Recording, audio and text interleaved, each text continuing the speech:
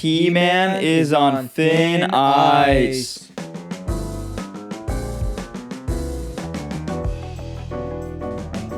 Hello, everybody. Welcome back to the Thin Ice Podcast. We're your hosts. I'm Asher Robinson. And I'm Ethan Nickel.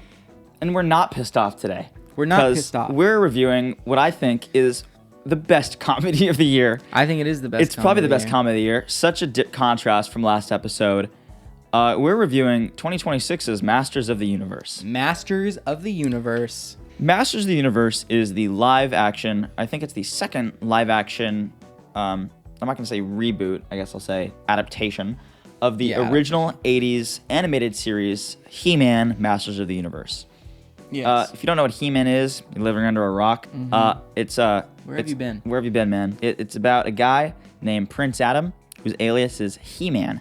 And he lives at Castle Grayskull, and there's this sword, and when he puts it up in the air and says, with the power of Grayskull, I have the power, he gets like all shredded, he wears a loincloth, and he's pretty much naked and fights bad guys. Oh, yeah. If you couldn't tell, this is our Pride Month episode, so happy Pride Month, everybody. Happy Pride Month. He-Man, I find this hilarious. So He-Man has always been like a gay show. Yeah. There might not be like straight up gay stuff in the show, but like it's pretty hinted at that Skeletor, the main antagonist of the series, is a gay character. He-Man's whole thing, it's a big muscly dude that's shirtless wearing a loincloth. And then like all of the female characters are like covered head to toe. This is a pretty gay show, and people have been getting really upset at this movie since the first trailer came out. So the character's name is He-Man. He-Man. Ethan will do something cool on the screen there. And in the very opening of the trailer, it cuts to this guy with a pink shirt, like the original show, working on a desk, and it says, Adam Glenn, he/him. Yes. And people were super pissed off, like, they gave He-Man pronouns? They gave He-Man pronouns? He-Man's woke? He's wokeified. Bro's name aren't pronouns. His name is pronouns. His name is pronouns. It's he/man. I don't know. People are upset, and If then there's like one guy to give pronouns, it's He-Man. it's He-Man, the pronoun name man. Like come on, why are we upset? Yeah. And then like another really funny. I saw some. So He-Man, aka Prince Adam, in this movie is played by Nicholas Galitzine, and I saw some interview where this woman was talking to him and was talking about how He-Man is such like a pillar in the gay community and how like it's like really good gay representation and whatnot. Yeah. And all, which is true, it's great.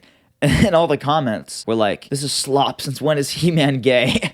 It's like, did you ever watch the show? Did you ever watch the show? Yeah, I feel like it's been pretty... When they made the live action, they got, what's his name, like Dolph Lundgren or whatever, to play He-Man. Like, just like the most shredded dude that existed at the time. I don't know. People are dumb, but that's not the point. We're here to talk about the live action Master of the Universe, which I think is great. I would go see it, even if you're not a show or not a fan of the original show. I would go see this. It's flopping at the box office, which really sucks. It's only made around $100 million as of right now on a $200 million budget. I think it's great. I think it deserves more people going to see it. I think the biggest issue, I think the reason people aren't seeing it is that I think the thing is they think it's bad. But I think it's good. They think it's bad. It's also a really old IP. Yeah, it's also a really old IP, so it's kind of like people aren't thinking about it too much anymore. And Jared Leto. As well. But Jared Leto, everyone knows who Jared Leto is. He's an actor. He's been in Love him or hate him. Love him or hate him, he's an actor. He's been in some good stuff. He's been in some bad stuff. He was, I mean... a lot of bad stuff. But. A lot of bad... What was a good Jared Leto performance? Requiem for a Dream? He was good in... wasn't he in American Psycho? He was pretty good as Paul Allen in American Psycho. But I mean, come on, he was really bad as the Joker. He's done some really... He did what? Really, Suicide Squad was pretty bad. Terrible. Tron, I've heard was bad. He's box office poison. Morbius? Yeah. Don't even get me started on Morbius. Okay. When we get to 100 followers on or 100 subscribers, we'll do a Morbius episode. A Morbius episode? We'll do more. And Madam Web. Jesus Christ. And Craven. We'll do the three of them. If we get 100 subscribers on YouTube, we're doing it. This is not happening. Right now. If we get 100 subscribers, we'll do the Morbius, Madam Web, and Craven. So I've seen Morbius and Madam Web. They're the worst movies I've ever seen. That's crazy. But besides that, Jared Leto is box office poison, not only because he's in a lot of bad films, I've heard he's done some weird stuff on set. Like when he was the Joker, I think he sent like some of his co-stars like used condoms. Yeah. He's like a really method actor. Say what you will about him, he's perfect in this movie. Yeah. He plays Skeletor. Yeah. The villain Everyone knows Skeletor. Everyone knows Skeletor. He's evil. He's evil. That's his thing. Put a clip right here of his laugh.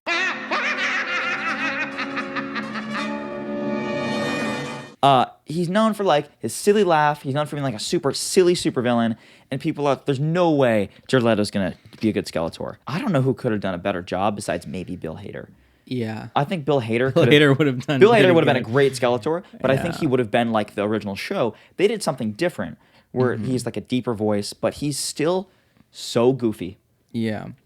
I think he's great. I think this is by far Jared Leto's best performance ever in any movie. So I would recommend you go see just for Jared Leto's performance, because you got to see him at his best, you know? Because this is Jared Leto at his best doing what... Yeah. Pretty much every time I laughed in this movie was because of a dumb line from Skeletor. Yeah. One of my favorite lines, I guess minor spoilers, is they have a bunch of prisoners and he's talking to Evelyn, his like right-hand woman played by Alison Brie. It was like, also, everyone's amazing in this movie. Yeah. And she's like talking about like if He-Man doesn't show up, kill them all. And then he pauses and goes, women and children first. Like it's dumb stuff like that. It's just great. I can't praise him enough. Yeah. Like Skeletor. I think out of all of Jared Leto's performances, this is definitely his best. Not only is it his best, I think it's his best by far. Like I think his other performances are like leagues below this performance. I mean, I don't know how much y'all like Jared Leto, but definitely nothing is as good as this. No. And it's very camp. If you guys like camp, it's very like kind of wacky and it kind of fits Skeletor. Although I do think his voice, it probably would have been funnier if it was like the original, like, you know? Yeah. Skeletor. That's how he sounded. But like at the same time, they wanted to do their own thing that felt more cinematic. Yeah. And even though it's a really big change, I think it works. He's kind of menacing. He's really funny. His laugh is not as iconic as the one you just did from the 80s show. Yeah. But it's still good. Another thing I really, really like about this movie is, so He-Man, the show, has so many fantastical characters. You have Goatman, a giant goat man in this movie played by Hafthor Bjornsson. You have people like Trapjaw. You have Spikor. You have like these crazy looking monsters, and they're all practical in this movie. They're all in these amazing suits and incredible makeup. Even Skeletor, his entire thing is a muscle suit, and then they just CGI'd his face. So what Jared Leto did on set was he wore a bunch of like blood on his face to look like scary or whatever. Yeah. But the practical effects look incredible. Yeah, that's something I really appreciated, is that like it seems like anywhere they could, things were practical. Like when there was just like goons in the back like chuckling or whatever, they were like all like real people in like costumes and makeup. I think that helped a lot with just kind of like making it feel like they actually cared about what they were making. I think that's one thing about this movie is good, is that like it's clear they cared about the source material and they like were like, oh, we want to make a good movie first, you know? And you know, I think that's hard to say about a lot of other kind of IP movies where they're just trying to like, you know, cash in a quick buck. But this seems like they actually did really care about what they were doing, and everyone like, you know, did their all in the production aspect as well as the acting aspect. No, I agree. The director of this movie was Travis Knight. I believe he is the CEO of Laika, which they make really good stuff. Yeah. But like what I've heard, they really tried for this movie. Like I remember Camila Mendes, who plays Tila, was talking about when she showed up on set, she was like, I really didn't expect that it would be so much practical and not that many green screens. Yeah. Like it's like they really tried with this movie. How I would describe this movie, if I compare it to other films, there's two films I compare it to. I would say it's the guy version of Barbie. Yeah. It's the guy version of Barbie. It has really, really good themes about like masculinity and what it is to be a man without like leaning into that like men don't have emotions. Like it really leans into like the emotion and whatnot of masculinity, and it's really well done. And then the other movie I'd compare it to is the Minecraft movie. Like the visuals, everything, it's just as silly and as dumb as the Minecraft movie, except maybe this is a hot take, they actually just went and made a good movie. I really like the Minecraft movie, but I think they were like, let's just make a funny movie. There's a lot of flaws in the Minecraft movie. I think what they both share though in terms of production is that it seems like they both did care about what they were doing, and things like are clearly thought out well. Like, you know, they did a kind of similar thing as they did with Skeletor but they did it for the villagers in the Minecraft movie, where like the bodies were real and they had this like crazy suspension thing, but like the head was CGI. And I think there's just a lot of forethought that gets put into movies like that. And I do think that the writing is better in this movie than it is in the Minecraft movie. Yeah. But they have very similar levels of just kind of fun and ridiculousness. Though I do think Minecraft movie is a lot more ridiculous because that's more of their vibe. Yeah, Minecraft is a lot more ridiculous. But like in the theater with both movies, there was not a moment where I was not smiling. Yeah. Like this movie is hilarious. Like, so I grew up on the He-Man show because Dad, I know you're listening, you watched He-Man. He made me watch He-Man, so I loved He-Man. So I remember when the first trailer for this movie came out. I was like, this movie is going to be amazing. And it is. And more people need to see this thing. Yeah. I think it's going to do numbers on streaming. Yeah, this is gonna do numbers on streaming. I feel like this is the kind of movie that that will become like a classic. Like I feel like it's one of those movies that's like I think it will probably do better on streaming, but I think it's one of those movies people are gonna be like, why did no one like this when it came out? Like it's like Last Action Hero or something. Yeah, you know? It's like this like dumb 80s action movie, and then like 20 years later, people are like, man, remember that movie? Yeah, this is great. I mean, I think they already greenlit the sequel. Because at the very end of this, one of the end credit scenes, minor spoilers, I guess, is we get a cameo from She-Ra, and Skeletor is going to return. Well, do we know that? Yeah, she grabbed his skull and we hear chuckling, so he's back. But maybe. That happens in all the original show. And then we don't know. And then we also got an Orko cameo. Yeah, he laughed so hard because it's the first end credit scene, and like as of now, all the people we've seen have been like, yeah, it's like fantastical. Like you got Spike or like Goatman and whatnot. Yeah. But they're still like people. And at the very end, this weird ass little CGI wizard flies in and is like, so guys, that's the story. Yeah, it's like came out of nowhere. Like, where were you this whole movie? Like bro was not here. I also liked this detail they did where at the end of the episodes, I remember in the OG show they would do this thing where like they would all like get together and like laugh in the very strange way where they're like ha ha ha ha ha ha ha, like with their hands at their sides. And they did that at the end of this movie as well. It's like that's such a weird specific reference to like to put into the movie. I think that's something that I think that kind of shows that they actually cared about what they were doing and they were fans of the original stuff. And they added in all these little like kind of Easter eggs and stuff. I think there's definitely a lot more Easter eggs, but there's also a lot of really funny like jokes and stuff and like weird one-liners. I got some Easter eggs already. Oh, you got some. I got an Easter egg. You can lock and load on those. I don't know the character's name, but so in the 80s there was the 80s Master of the Universe movie, which I don't know how it was received. It looks dumb fun. The cast for He-Man is great. They did Skeletor dirty, but they made this original character. I'm gonna try to pull this up. So in the 87 Masters of the Universe, there's this weird like lizardy piggy looking henchman with like white hair. That's an original character from the 80s movie. Yeah. He's in this one. They remade him from the 80s movie in this one. He's one of the henchmen in the background. It's because they wanted to pay homage to all the stuff beforehand. Yeah. I love Dolph Lundgren is also in this movie. I thought this scene's a little dumb. I will admit. Not him. So He-Man, I'm going to get this ugly guy off my screen now. And the cash is gone. Whatever. So the whole thing with He-Man is Prince Adam, and he's like not scrawny, but he's like not a buff guy. And then when he like, I have the power, he gets like grows muscles and all this stuff. And in this movie, when he's on Earth, they try to like put him in baggy clothes to hide that he's muscular. They don't do a good job. Yeah. You can so tell this man is like giant. Like he is popping out of his clothes. And he's at the gym going up to an old guy like, how do I curl? It's like, bro. You were like... It reminds me of like Henry Cavill in the Man of Steel movies where it's like whenever he's Clark Kent, he looks like the most buff man in the entire world. And he talks just like Superman. He's like, Superman. Clark Kent. The only difference between him and Superman is the glasses. Yeah. It's the exact same character. But like that's how I kind of felt in this. It was like this, like he's wearing like a bright pink shirt and jeans, but he's like, poof.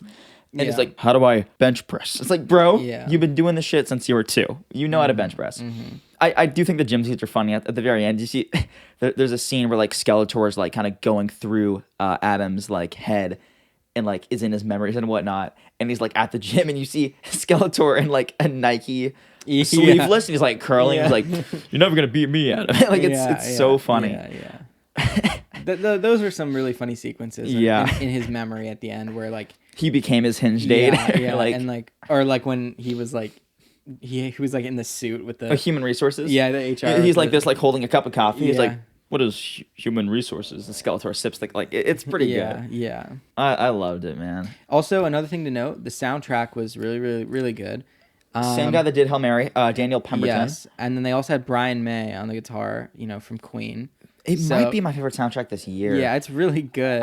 So I loved the Hail Mary soundtrack, and I was like, nothing's gonna beat the Hail Mary soundtrack. Then Obsession came out, and I go, yeah, Obsession soundtrack is my favorite soundtrack. Yeah. Now this movie's come out, clears those soundtracks. It's just like you have Brian May on the guitar. It's just like, come on, like this is He-Man. Like you're gonna have some crazy cool. Are we legally allowed to show them some of the theme or no? I don't think we're allowed to. I think we would get absolutely smited off the internet. We get smited? I wish we could, but you just look it up on YouTube. I'm sure it's up there. Look up Eternia theme, Masters of the Universe, Brian May, Daniel Pemberton. Yeah. Well, I'll link it below. Yeah. You got to listen to it. Yeah. It's incredible. This entire movie soundtrack is great. It's funny how happy we are this episode. Yeah, because Scary Movie was so booty buns, bro. This movie, straight cheeks from the light well. Yeah, it was. This movie is quite the experience. So if you're seeing this and you haven't seen it in theaters, I would recommend to go see it in theaters if it's still in theaters at the time you're watching this video. If not, and if it's like 2038, then you should go watch it on streaming or something. Or they're gonna see this episode June 26th. Well, I don't know. He-Man will so be out. Maybe you're looking at this episode years in the future and we're like rich and famous. Okay, then it's probably going to be on Amazon Prime. So if you're watching this years in the future, go watch Master of the Universe on Prime and watch the sequel, which is probably also is probably out in many, many decades from now. Yeah. Well, they planned a trilogy, and I want them to do the trilogy. Also, I like there's a lot of themes of masculinity in this movie, and it's kind of like it's definitely not explored like in a crazy way like Barbie, where it's basically they just tell you what the themes are, which is one of my flaws with Barbie. Is I think it's way too on the nose. It's like way too like you're just telling me everything you wanted me to know, like, which is fine, but it's like show me. This movie, it's a little bit on the opposite side of the spectrum, but I do like the themes that it has about men and like what it means to be a man, and like how the Man-at-Arms thinks that played by Idris Elba is like, like to be a man is to fight and to, protect, with violence and stuff like that. And then obviously with He-Man, I think Idris Elba and He-Man they're like two completely different sides of the spectrum on what it means to be a man.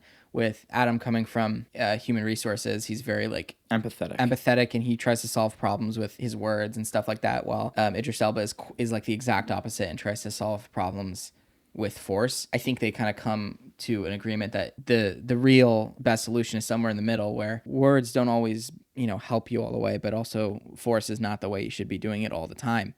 And also I really like the themes of like men not being able to show their emotions, and kind of like there's this like I missed it sadly. He was like in the bathroom or something. I'll see it tonight. Because we're watching it again, of course. But we have to. There's this scene where they're having a heart-to-heart, and it just Man-at-Arms is like I keep calling it Idris Elba. Man-at-Arms is like we don't really talk about this kind of thing. I don't know what they're called, the thing that's inside you. And then he's like, emotions? And he's like, yeah, emotions. It's kind of like they mention that a lot. I think that's one of the themes of the movie, and like obviously they have there's a lot of like needle drops in this movie, like songs they do. They also have Boys Don't Cry, which is Princes of the Universe. Yes, they also have that. And so I think obviously they're trying to tell us something with what's in the soundtrack and what's, what the themes are about. And I wish they got into it a little bit more, which if there's any sequels, I think that's something that they'll improve on in terms of like writing. I think they just need to like attack it a little bit more and just be a little bit more upfront about, hey, this is what the movie's about. And it definitely shouldn't go as far as Barbie, where it's like, I might get hate for this. You might get hate for this. I might absolutely get smited for this. Okay. I really like the Barbie movie. I hate the monologue at the end.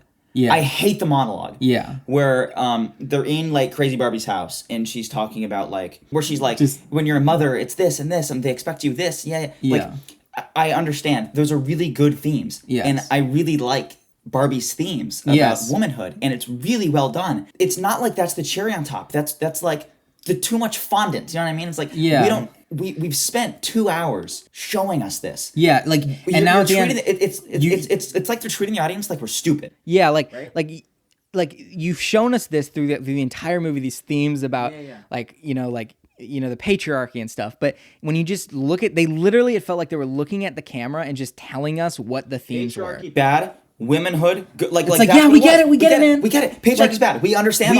You've spent the whole movie. It kind of spoiled it by just telling us, like showing us is like the best way to do it. The Barbie movie was I was in my feels, man. I was like, yeah, these messages, like I don't have these experiences, but I can understand this. Yes. And then that scene hit me and I was lost. Yes. I was out. Yes. And I think He-Man does the opposite. Like he said, where it kind of thinks you're smart enough to realize it. Yeah. Which I think that people aren't smart enough to realize it. No, we are. So we got it. got it. But I do think that they might have some trouble getting to some people. But I do think that they could have gone into it more. I do think, though, that if they do actually make the sequel, especially because they're bringing She-Ra in, who I'm not as familiar with as a character, but I do know her character's pretty badass. Yeah. I really hope they do a mix of the masculine themes and the themes of femininity. And that would actually be interesting. I really, because She-Ra is a super, I don't really know her character, but she's smart. She can fight. She's all this. So I feel like they can really do an interesting combination of those themes. Are you looking for your water? Where's my water? Where's your water? She's like such a mix of both themes because she's a fighter. But then at the same time, I don't know much about her character. Is she more aggressive and more of a fighter than He-Man? Because if that's the case, they could do something really funny where she's the masculine character and then he's the one with emotion. I don't know. That's weird. I never watched She-Ra, but neither did I. I've heard it's cool. And I know some people who do. Yeah. So if you're watching this, you should message me. Listen, producers of He-Man, I'm calling out to you, producer of He-Man, Mr. Blumenthal. We're very excited for He-Man 2, The Rise of Skeletor. Whatever it's called, I don't know. If you take that name out, I want a producer credit. Yeah. But I think the themes are great. You did a little bit too much of it's. I don't like when people say show don't tell, and I don't like when people say tell don't show. It should be show and tell. Yeah. It should be a mix of both. They showed us with Adam being an HR representative, and then they kind of told us with that talk in the cellar. We need a little bit more of both. Yeah. Don't go the Barbie route. Yeah. I think it went a different route. I think it went too much Minecraft, not enough Barbie. You know what I mean? It would be a good if you get a perfect blend of the two. You actually have a perfect movie. Yeah. We still loved it. We rated it. We still really liked it. We rated really nothing a 9. But it would have been like a 9.10. So 9.1. No, you already gave it 9.9. Okay. Yeah. No movie can really be a 10. I don't think any movie is a 10. There's some that I think are really close. Yeah. I think The Thing is close. Yeah. I think Stand By Me is close. I think I can argue Groundhog Day is actually pretty close. I really like Groundhog Day. Really good. But no movie is really a 10. No.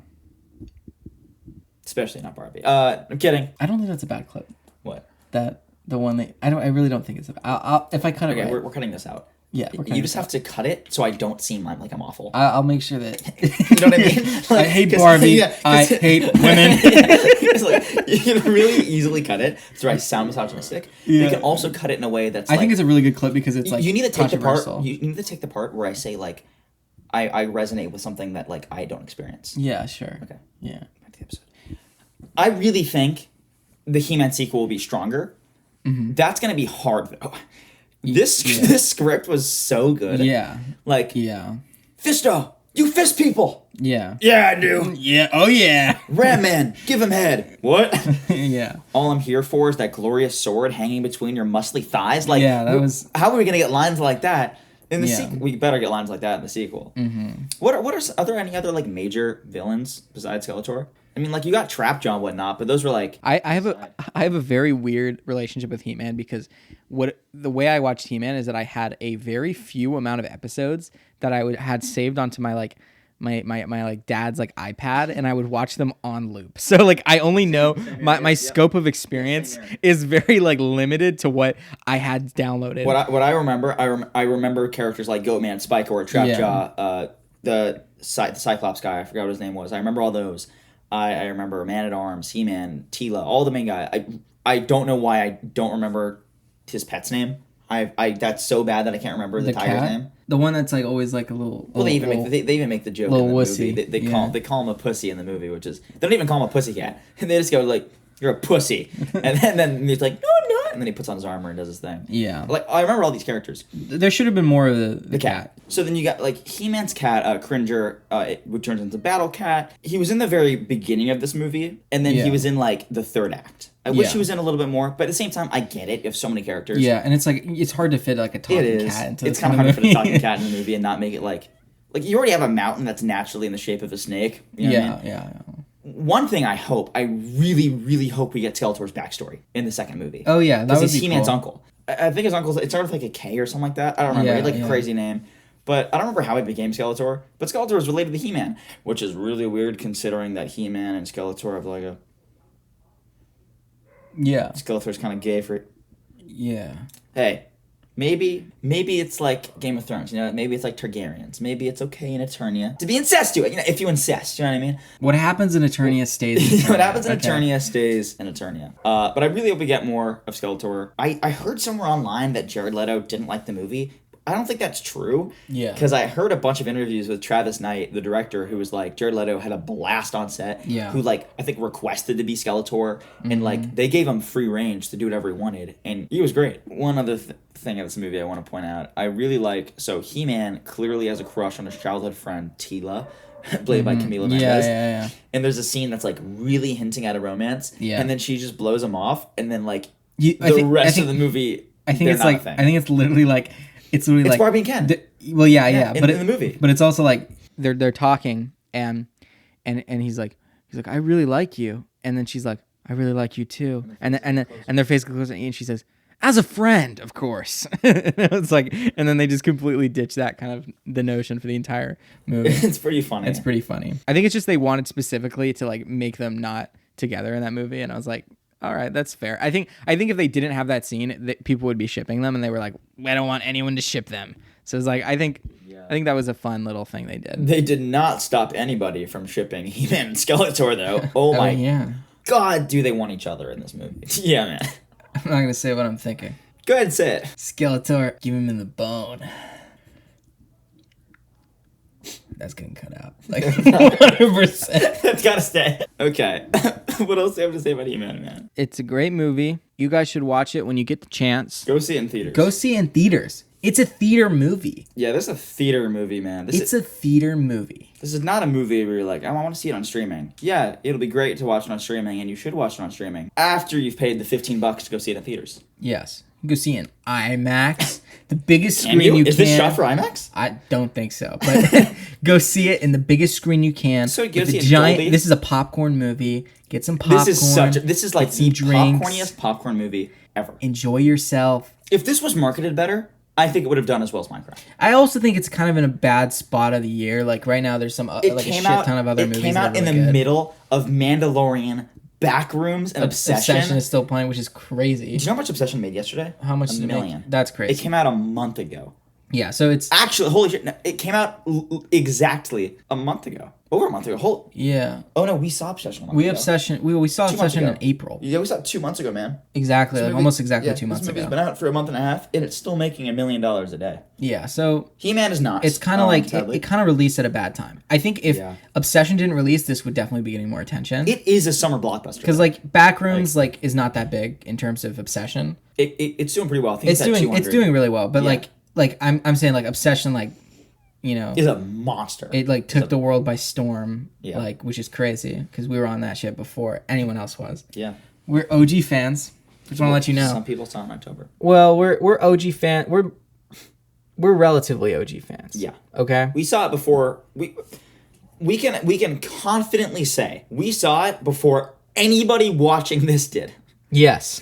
Unless say with confidence. Unless Curry Barker, Michael Johnston, Cooper Tomlinson, Indy Navarrete, or Megan Lawless is watching this. Yes. Or Jeff Barker. We saw this before you. Before you. We saw it before you.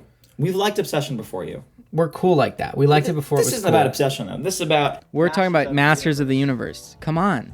This is Masters of the Universe, guys. If you want to be a master of my universe, go to Masters of the Universe in theaters.